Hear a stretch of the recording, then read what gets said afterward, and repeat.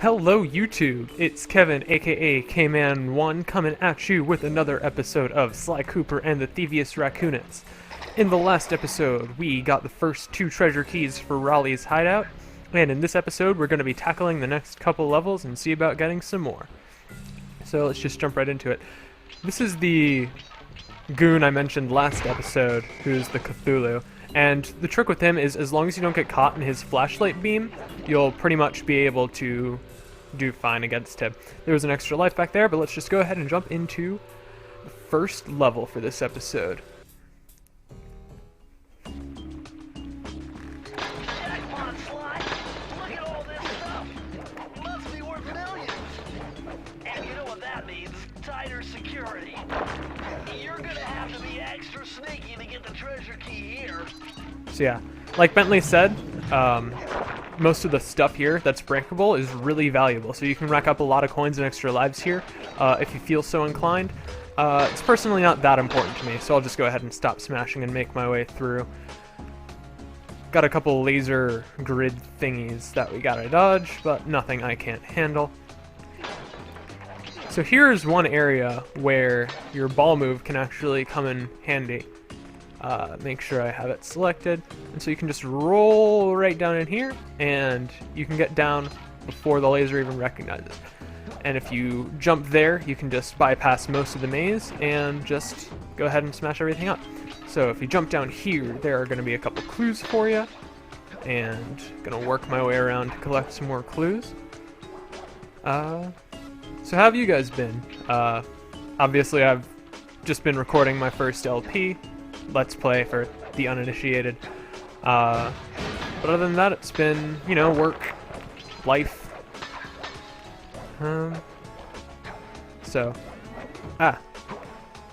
Gotta actually collect clues.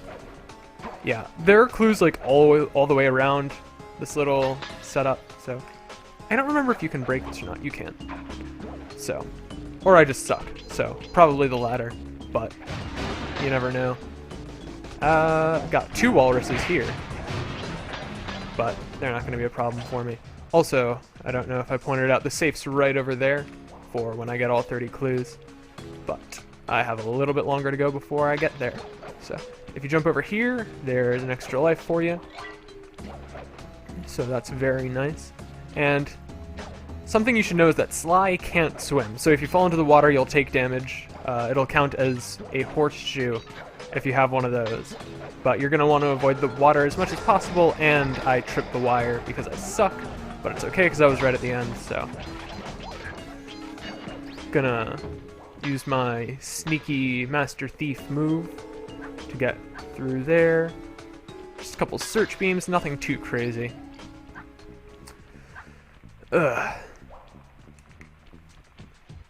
In future installments, I'm pretty sure there's like a way to make sneaking go faster, but I'm not sure because I haven't played the final game in the series, so I could be completely dead wrong about that.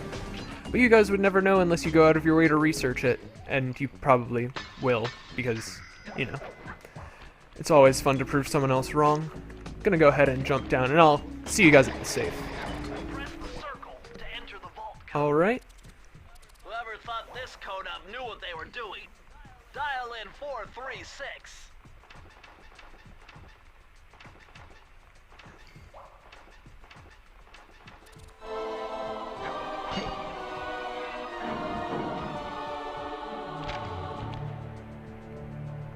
These are the blueprints of Raleigh's entire operation. I wonder...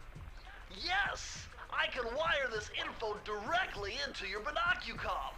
It'll show you the position of nearby clues and breakable objects. Okay, so this little power-up is something that's really useful for if you're having trouble finding clues in one area. Just gonna pull out the binocucom.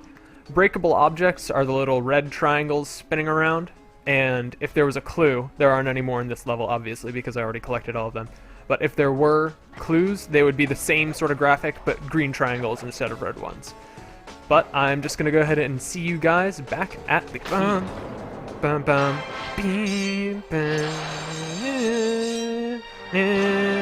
and we got a nice little smug grin on our face. empty. So, yeah.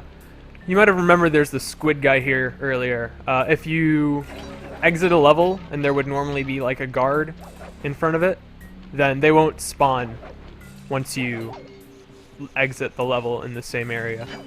Hey Sly, you can adjust the game camera using the right analog stick. And to bring the camera behind you, click it. Okay, I don't know, like, how you could get this far in the game.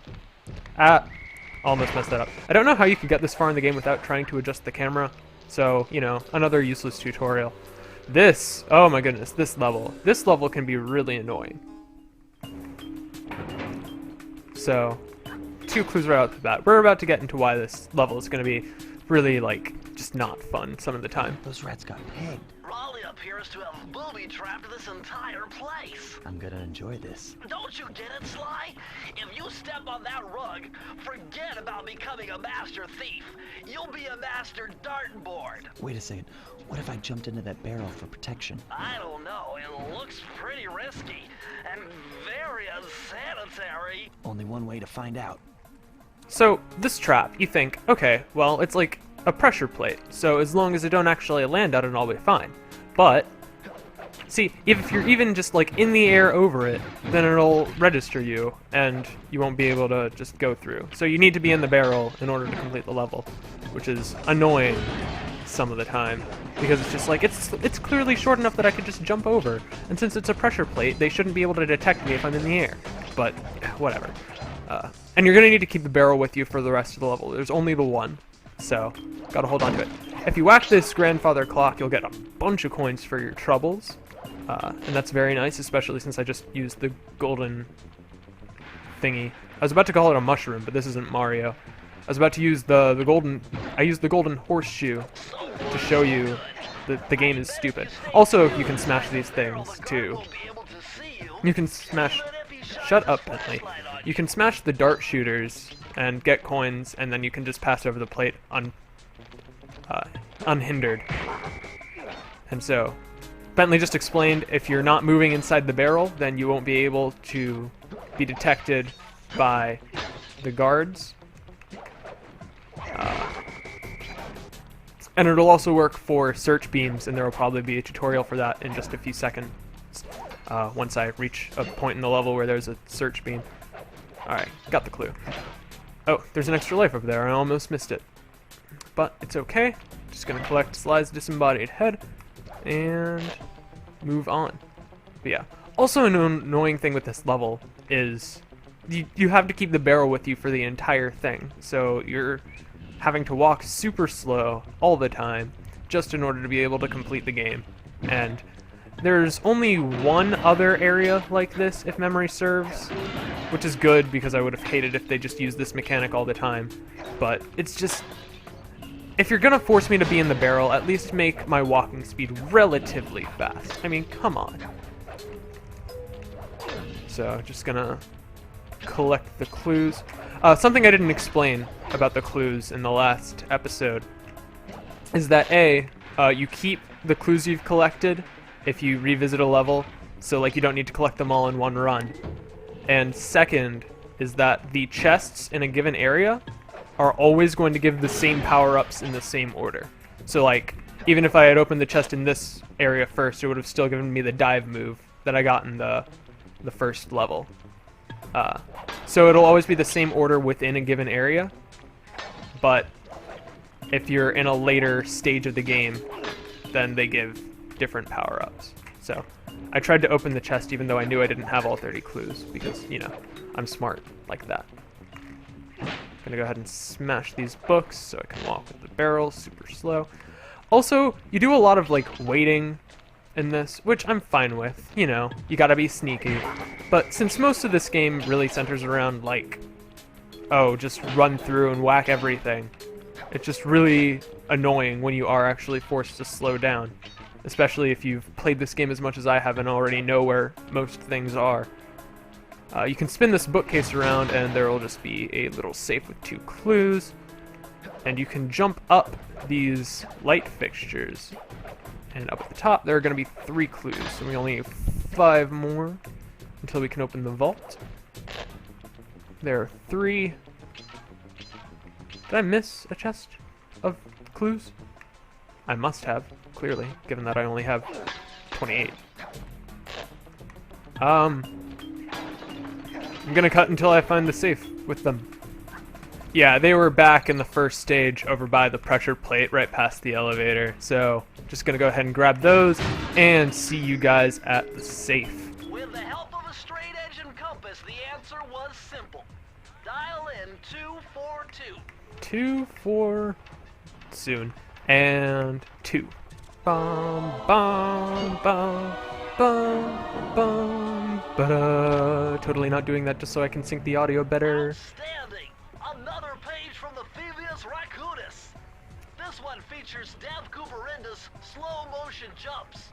He used this to get by all kinds of airborne threats. Hit the triangle button while in the air to slow down time. So, yeah, the slowdown time, it's not a bad power, but most of the time, like, if you're in the air and something's about to hit you, slowing down time isn't really gonna be much help, because you get slowed down as well. It's not like you slow down everything else. So, yeah, just a weird power that it seems useful on paper, but just the way it works mechanically prevents it from really being that valuable. And I'm just gonna go ahead and grab the key. Alright, gonna have another smug grin from Sly. And back to prowling the grounds. Alright, and we have enough keys to unlock the generator, but this is my Let's Play, and I get to play how I wanna. So we're gonna clear the next level before actually moving on. But first thing I wanna do, this cutscene is one of my favorites and one of my least favorites. Sly, see that machine wheel? If my knowledge of mechanical engineering serves me right, applying significant rotational torque to achieve maximum velocity will yield a positive result. You mean something good might happen if I can get the wheel to spin fast enough? Isn't that what I just said? So, like, that's really funny, because, like, Bentley's using technobabble, and Sly just simplifies it, and Bentley's just like, what are you talking about? That's exactly what I'm just saying. But then it's stupid, because he says rotational torque, and all torque is rotational. So just, like, after taking physics, it's just like, it's just one of those things where it's like they try to sound smart by using technobabble, but they just end up sounding dumb. Bentley saying something about power doesn't matter. It's a level in a video game. Gonna jump over, whack the clue down. Die, walrus. I don't promote walrus poaching. Don't. Environmentalists don't hate me. Alright, gonna jump up here. Alright, and over here we have, I thought I had the dive move equipped.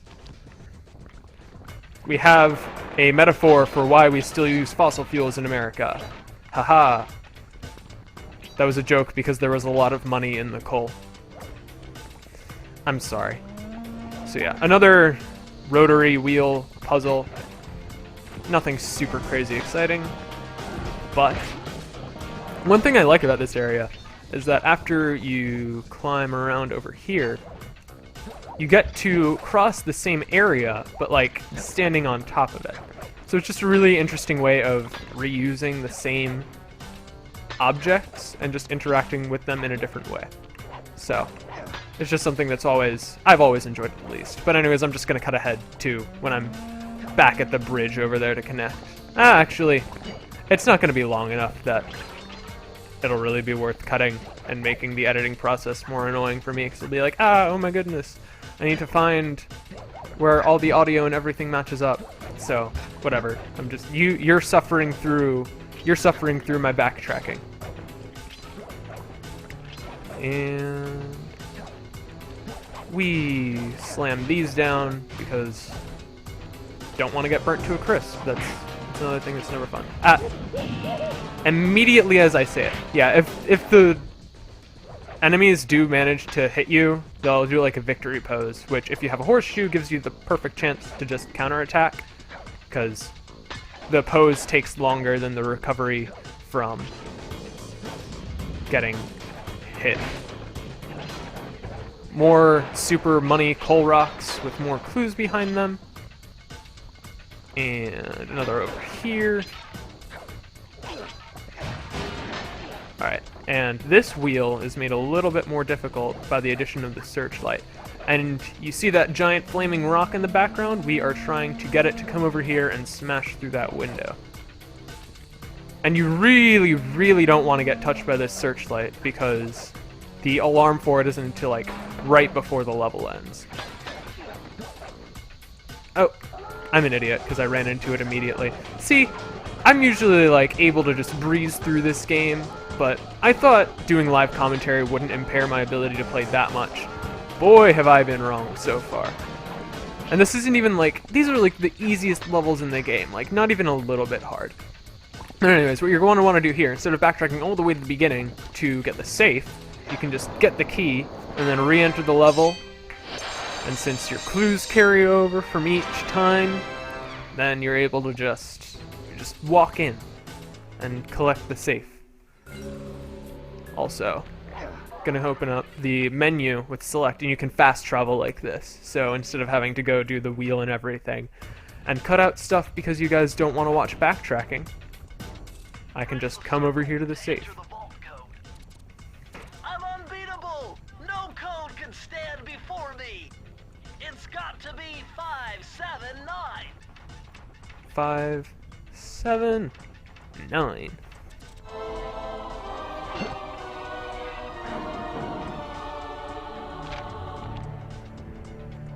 Interesting.